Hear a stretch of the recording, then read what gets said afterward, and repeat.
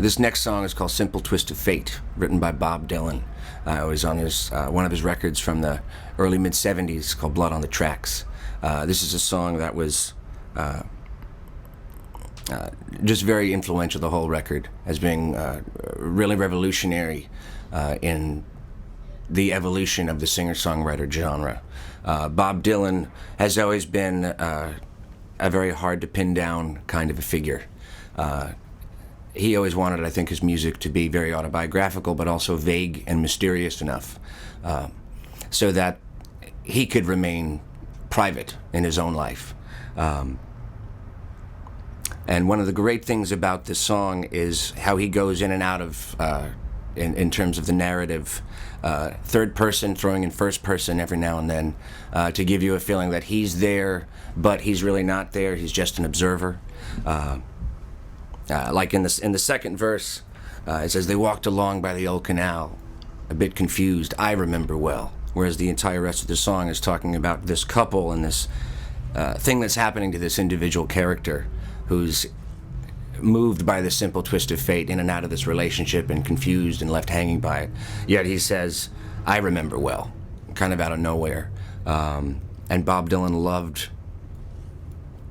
to throw these little bits of confusing information into the mix. And that's a particularly great line. Something else that's wonderful about this tune is the rhyme scheme. Most pop songs, before and after this song, it's usually an A, B, A, B. I've got sunshine on a cloudy day. When it's cold outside, I've got the month of May. The rhyme scheme is much more predictable. And Bob Dylan in this one, it's actually AAA, BB, CC, which is kind of strange. To take the first verse, "They sat together in the park as the evening sky grew dark. She looked at him and he felt a spark." You're waiting for another arc, but he says, "tingle to his bones," which creates a little momentary tension. Then the next line is, "then he felt alone." So he sets it up with the arc, and then alone, and then he sets up Simple Twist of Fate. Preceded by, in this line, "and wish that he'd gone straight," but "and wish that he'd gone straight." It's the highest moment in the melody, and it's kind of this climactic moment which he uses to set up the final part of the rhyme scheme, the Simple Twist of Fate. This is also a really interesting era in Bob Dylan's music, in that there really are no verses and choruses. Most pop songs will have verse, verse, chorus, verse, verse, chorus. You'll be building up to the final, the final lyrical or meaningful moment, which is that chorus which kind of drives it all home. And Bob Dylan in this particular record was really experimenting with just having these long chord cycles that happen continually. And each verse actually ends with Simple Twist of Fate, as kind of an exclamation point to each little section as the story unfolds.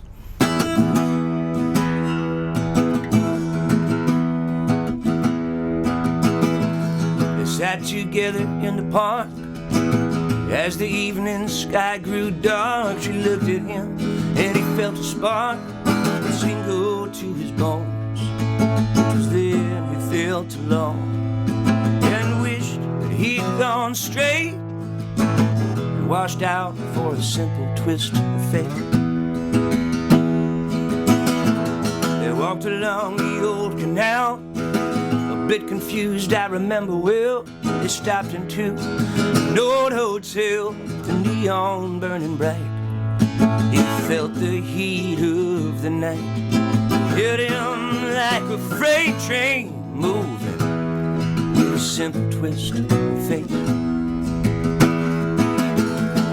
Somewhere far off the saxophone played. She was walking by the arcade, the light bust in through the beat-up shade where he was waking up.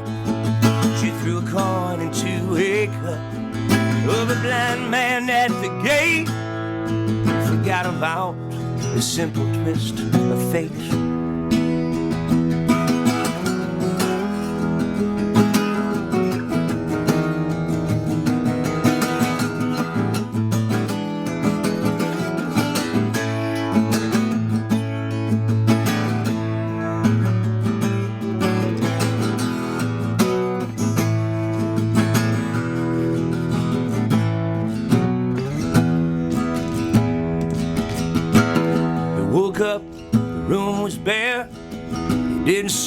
her anywhere. He told himself he didn't care.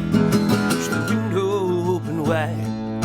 He felt an emptiness inside, to which he could not relate. Brought on by a simple twist of fate. He hears the ticking of the clocks. He walks along with a parrot that talks. He hunts her down by the waterfront docks, where the sailors all come in. Would she pick him out again? How long must he wait for another simple twist of fate? People tell me it is a sin to know and feel too much within, but I say she was my twin, and I just lost the rain.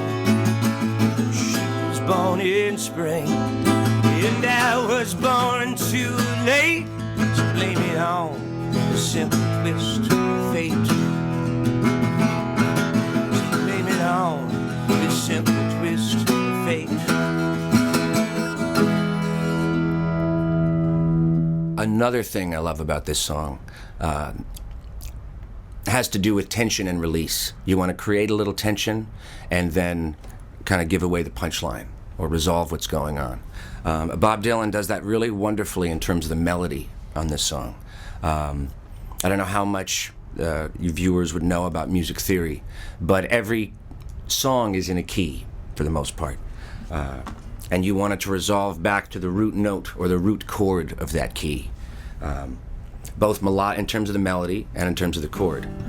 Think of anything going back from Mozart and Strauss on up through Benny Goodman, on up through Bob Dylan, on up to anything on the radio today.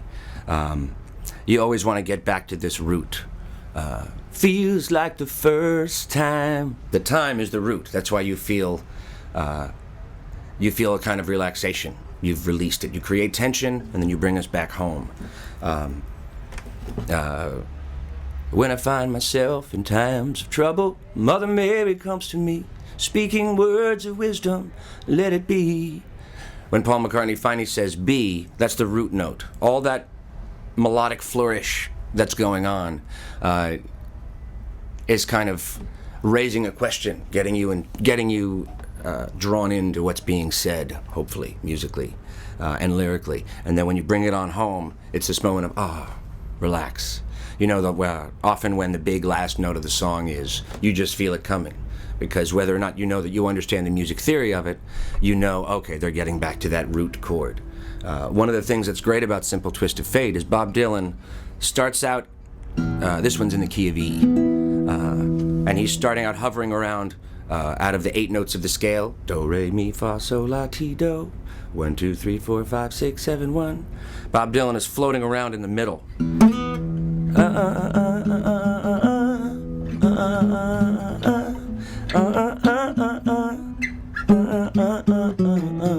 He finally hits the root note halfway through the progression, but he doesn't really resolve it yet because you've got a different chord going on. You have the 4 chord, and then na na na na na na na, and so he's still not resolving the chord, even though the melody has resolved.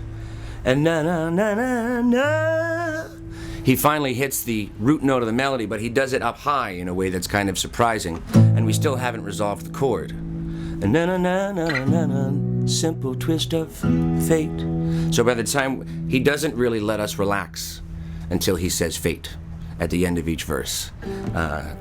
And so by raising all these issues and confusion of what's going on with this guy and this girl, and